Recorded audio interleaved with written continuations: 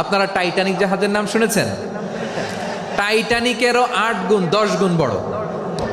সুবহানাল্লাহ কইবেন না? টাইটানিক জাহাজের 8 গুণ 10 গুণ বড় একটা জাহাজ আছে, আইকন অফ দ্য সি, আমি দেখে এসেছি। রয়্যাল ক্যারিবিয়ান দেখে এসেছি। সাগরের সামনে জেটিতে যখন দাঁড়ালাম, জাহাজটা যখন যায়, আমার মনে হচ্ছে একটা শহর, গোটা শহর, the entire city is floating on the water. পুরো একটা শহর মনে হয় পানির উপর দিয়ে ভেসে যাচ্ছে। পড়েন সুবহানাল্লাহ। এই যে আইকন অফ দ্য সি, এই ক্রুজ, এই জাহাজটা, এটার ভেতরে স্টেডিয়াম আছে। কিসের ভিতরে স্টেডিয়াম?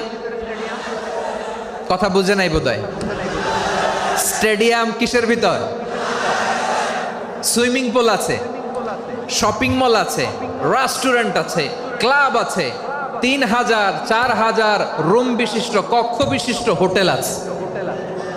এই সবগুলোর নিয়ে এগুলো চলে সাগরের এই দোলার মধ্যে, জলোচ্ছ্বাসের মধ্যে। এই সাগরের ভেতরে এই জাহাজগুলোর ভাষায় রাখছে কে?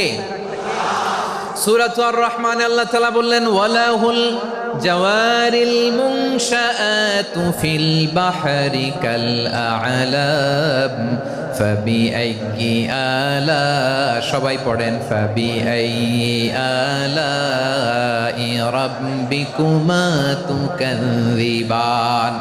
পাহাড় সম বড় বড় জাহাজগুলো মাল বোঝাই করে সাগরের মধ্যে ভেসে বেড়ায়। এগুলো দিয়ে মালামাল বহন করা যায়, মানুষরা এক দেশ থেকে আরেক দেশে যায়। এই জাহাজগুলোরে সাগরের ভেতরে ভাসায় রাখলো কে?